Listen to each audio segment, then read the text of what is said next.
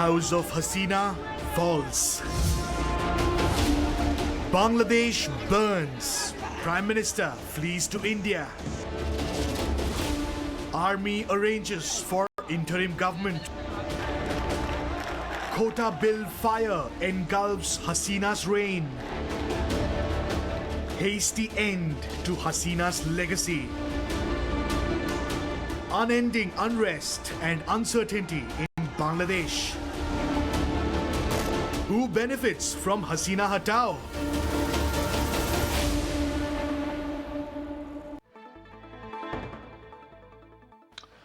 All right, so we are continuing our focus on those seismic developments that happened in Bangladesh. But in this edition of the Nation Tonight, we are going to focus on what it means for India. We've already discussed threadbare as to what it means for Bangladesh, what it means for the Hasina family, what it means for the state of the country going forward, but also understand this is a move which has immensely significant implications on the South Asian region, on the overall peace of the South Asian region, and can play a massive role in India's geopolitical strategy as well. To discuss that, I'm very lucky to be joined on this panel with three gentlemen who understand geopolitics very well. I'm being joined by Achal Malhotra, former Indian ambassador. Pathikrit Pen continues to be with us. He is a geopolitical analyst.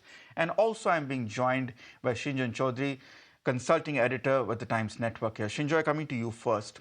A very simple question. What does this mean for India going forward? It's a very big challenge for India because let's face it, Sheikh Hasina and her government, the Awami League, have been very good with India.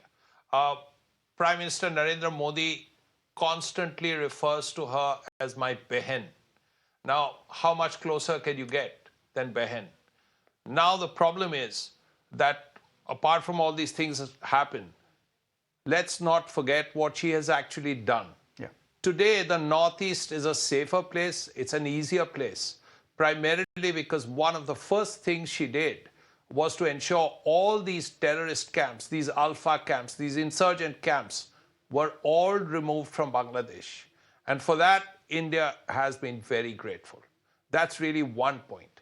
The second is the fact that all these logistical things, railways, roadways, waterways, electricity, with Bhutan, with Bangladesh, with India, all of that, she made that happen.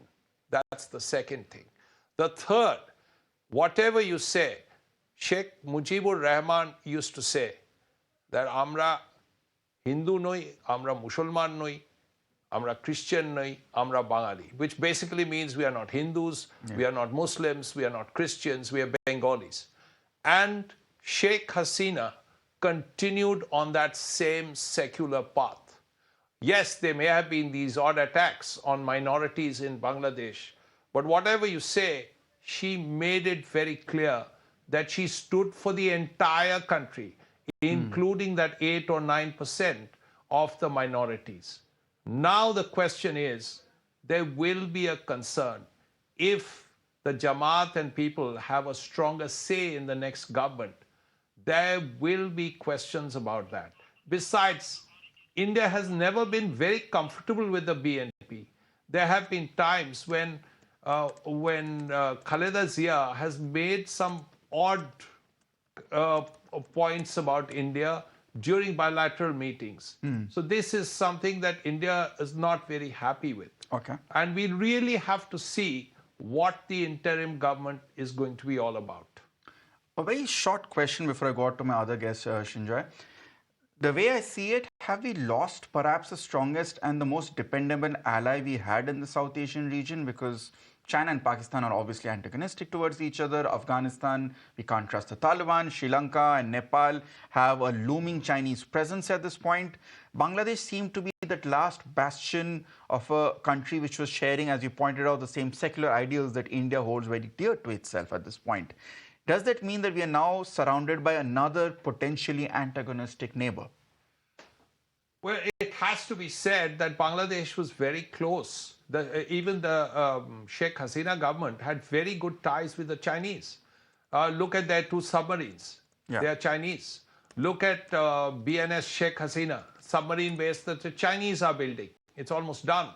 Look at the fact that they've just bought tanks. And Bangladesh on 4 sides, on 3 sides is India and the 4th is the Bay of Bengal. They bought, I think, 14 tanks from China. So they have a good relation with China. But that's not the point. The point is she has always been very supportive of India, and it will be hard to find someone who has such good ties with India, because she hasn't forgotten all those years she spent in India and all the support she got in India after 1975 when her parents were killed and her brothers were killed. She spent a lot of those years in India and she hasn't forgotten all that support. Absolutely. Pranab Mukherjee, who was president of India, she used to refer to as her brother, as her elder brother. Now, how much closer can you get? Indeed. Achal Malhotra, former Indian ambassador, let me bring in to you, sir. How does India now deal with this situation here? It is obviously obliged to be a good neighbor and maintain a decades of good relations with Sheikh Hasina and give her temporary refuge while she figures out her future plans. But at the same time, it also has to accept and acknowledge and now get into a new relationship with the new regime in Bangladesh, whether it's interim, whether it's permanent, whether it's friend, whether it's foe. As a former diplomat yourself, how do you see India balancing this tightrope going forward? Well, I think as a matter of policy, of course, first of all, let me begin by saying that Hasina's departure is a setback for India. Can you hear me? So, Yeah. my Yes, voice please, is loud and clear. Please go on. okay. Okay, let me start by saying that Hasina's departure is a setback for India, because if you look at the long history of India relationship, we have to say that whenever BNP by Khalida Zia was in relations, were not as they were with Sheikh Hasina. She was very sensitive of security interest. She mind having with the China cost of India's security concerns, India national interest. So having said, India's policy is, India cannot afford to abandon Bangladesh just because China has departed. Bangladesh is too for us, a very close neighbor for us, and we have against you know, the, influence of Pakistan and China. Ambassador Malhotra, I am really sorry for having to interrupt you at this point, but yes, your connection is a bit patchy and we really want to hear what you want to say in detail. So what we'll do is we'll quickly swing around the table while we try and restore that connection with you. Very quickly, let me go on to Professor Madhav Nalapat, who's joining us as well as this panel. Professor Nalapat, welcome. Who do you see? Do you really see this as an indigenous student protest? I think today's visuals have indicated that's anything but so. And we were speaking to the son of ex-Prime Minister Sheikh Hasina. He indicated there were vested foreign interests at play. If there are foreign interests at play, who do you see to be the likely antagonist? Because whether it be China, whether it be the United States, whether it be Pakistan, they all have a vested interest in ensuring that a pro-India regime does not stay in Bangladesh. Well, I'd like to point out that Western diplomacy has resulted in Russia and China joining hands, whereas in 1971, during the Bangladesh liberation, you will recall Russia, the USSR, that is Russia now, stood by India, and China and the United States stood by the Pakistan military. The fact of the matter is, US diplomacy has been extremely clumsy, including towards India, and it has created more problems in the US than it has ever solved. Having said that, I'd like to say that there are the reasons for this. It was initially a student unrest, and it was fueled by joblessness. Yeah. It was fueled by inflation. It was fueled by having to depend on one's parents. And believe me, if somebody is about 24, 25, 26, depending on your parents rather than doing something for them is a very unhappy situation to be in. And above all, you have this dynasty. So the fear, I think, among the Bangladeshi population in general was that dynasty, that the Sheikh Mujibur Rahman dynasty would basically rule Bangladesh for an indefinite length of time. And that was one of the Yes. reasons, the anger. But the reality is this genuine protest was quickly taken over by extremist elements, Razakars and others who were totally opposed to Bangladesh independence, who stood hand in hand with the Pakistan military against the Bangladeshi people. And these people have been there in Bangladesh. Many of them were given an amnesty, and Sheikh Hasina has cracked down on them in a very big way. But still, she has basically accommodated them also. And as a consequence, they are now assuming leadership of this particular movement. I don't believe it's going to be a long-term phenomenon for a simple reason that China is a lot of problems because of the debt trap, etc. Okay. And secondly, the reality of the situation is, if you look at Afghanistan, Pakistan celebrated when the Taliban was in power. Yeah. Some of us in 22 pointed out, sorry, make no mistake, the main bulk of the Taliban cadre are young people who don't like either Pakistan or China ruling over them. And that's what is happening. Now, just one last point, please. Myanmar. You see, we saw how a huge influx of individuals, among which were definitely individuals who were armed and trained to create mayhem. Now, in the name of, humanitarianism and other issues, we allowed this influx to happen. And now the state and the Northeast is paying a heavy price. I quite agree that the Northeast is definitely in a much more difficult situation. And it's a situation that needs to be very carefully handled. There's no doubt about it, because Bangladesh, one thing about Sheikh, she stood by India on terror. Okay. So that's a fantastic segue to my next question, and I'd like to bring in Pathikrit Pan on this point.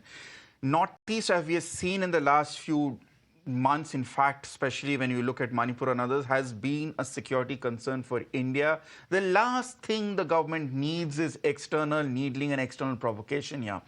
If with the looming prospect of Khalida Zia or her party coming back to power in Bangladesh, Pathikrit, given that she has always had a somewhat sympathetic stance towards the ULFA, for instance, is this going to be India's security challenge number one going forward? So let me put it this way. Some of our frenemies, rather, on the Western Hemisphere and the Eastern Hemisphere both, wanted two pressure points to be created around India. One was Pakistan, and invariably the other was targeted to be Bangladesh.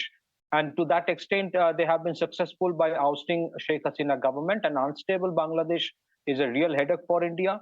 If you look at Northeast, not just the Northeast, there are major Indian investments in Bangladesh, and along with this anti-Hasina movement, a strong undercurrent of anti-India movement was also orchestrated in Bangladesh, which is up and running right now. So what happens to the security of the Indian establishment and their investments in Bangladesh is a bigger issue. The third is, who will call the shots now?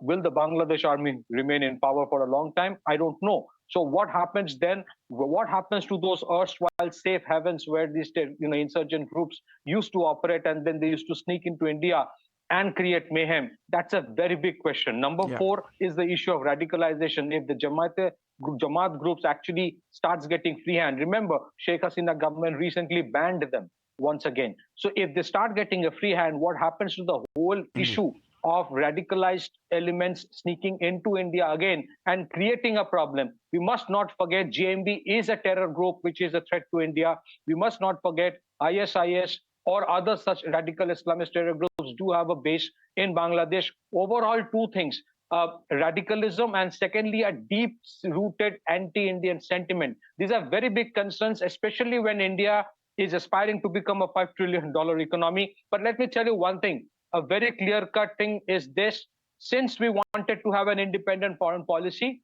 there are elements who wanted to create pressure from both sides to ensure that we do not become as independent as we aspire to be. And I think to that extent, Sheikh Hasina government, remember, she took the Bangladesh economy to a position today with $455 billion GDP, which is bigger than Pakistan's. The problem is not as much economy. It just happened because of shooting the students. Somebody should have advised her not to use firepower against students, because it creates such an emotive issue today. It has created that eventually, across the spectrum of Bangladesh, people came up, took over the protest, and then there have been rabble rousers. I must tell one thing, the entire protest has been too organized to be spontaneous. There has been elements who have been involved. The question is, those who were involved in doing something from abroad, will they stop there, or will they try again the same thing in India? That is, please understand, they've tasted blood. It's evident, Patikrit, that Bangladesh was a tinderbox. It's evident that Bangladesh was a tinderbox. Yes, there shouldn't have been that match in terms of opening fire on students at this point, but especially when we thought that this issue had been put to rest with the Supreme Court's order, cancelling the quota order, the way it inflamed yesterday again, there are a lot of questions at this point. Ambassador Malhotra, I'm very happy he's back with us at this point. Many apologies, sir, for having to cut you short. If you could continue on my question at this point is, how does India navigate with a regime, with a potential future regime, which it has so many reasons to distrust, as my other guests have been pointing out? Oh, yes, definitely. As I said, it's definitely a setback. Hasina's departure is definitely a setback for India. The reasons other analysts have also enumerated. But what next? We are not going to just sit down and keep mourning the political demise of Sheikh Hasina. And it has been India's policy for quite some time to engage the government of the day. And the big example is Myanmar. Okay. Myanmar was being castigated and sanctioned by the West and many other countries. I happened to deal with Myanmar at that time in the ministry. We had a lot of persuasions and, pressures to cut off our ties with the military regime in Myanmar. But we thought our national interest was in engagement, in constructive engagement. We have done in the recent past also with various governments in the neighborhood. Whenever Sri Lanka, there was a, pro-Chinese, anti-India sentiment. Yes. All in Maldives, when there was a, anti-India campaign, India out campaign, or even in Nepal. Because this pays, ultimately, and we have seen the results in all these countries which I have mentioned. So similarly, even if the BNP and Jamaat-e-Islami, if they come to power, whether, being dictated by army or being, influenced by the ISI, we will definitely engage them. And mind it, we are engaging Taliban. Okay. That to certain this thing, because our interest that's exactly lies in that. Hello? Yeah, that's exactly the point I was thinking at this point, and I'll let Srinjoy have the last word, because I think I just have a minute. Today's visual, Srinjoy, did first remind me of what we saw about 3 years ago in Kabul in terms of the takeover of the presidential palace and the celebrations and all sorts of. The point is Sri Lanka. And Sri Lanka. The point is, since then, why, as Ambassador Achal pointed out, we have managed to have reasonable amount of success with the Taliban, something which would have not been imagined 3 years ago. So perhaps there is hope. It's going to be a difficult road ahead, but it's doable. Yes, of course. The point is, we don't know what the next government will be. Yeah. We don't know who the army will anoint. Now, it's entirely possible that the army will play a much larger role. Indeed. And if that is so, you can expect, if given a choice between, let's say, the army and, let's say, the BNP plus the Jamaat, India will probably find it easier to deal with the army. And if that is so, there is a hope then that this radical element that will be part of a possible BNP Jamaat government will not be so forceful. Okay. And let's face it, at least if nothing else, that the minorities in Bangladesh will not be troubled so much. Already, as I told you, there have been a few attacks. Reports, yes. But let's hope for the best. And if there is, let's say, army rule for a considerable period of time, all these guys, when they start, they always start by saying that, okay, we'll be here for a short while and then life will go on. Yeah. But they seem to stay on and on a little bit. That's the traditional thing with army rulers. So if they are there for a considerable period of time, then it might be a little easier for India. So I guess the easiest option, I mean, the most important, simplest option right now is to wait and watch. It is future tense right now in Bangladesh, in the region, and for Indo-Bangladesh ties as well. But it is a reality that we have to deal with, given the fact that we can't choose our neighbors. Thank you so much, Srinjoy. Also, thank you, Ambassador Achal Malhotra, Patikit Pan, and Professor Madhav Nanapat for joining me on this very insightful debate. We would like to leave our viewers on a positive note, although not much good news has come from Paris today, but here's a roundup, nevertheless, of all that happened in today's action at the Paris Olympics.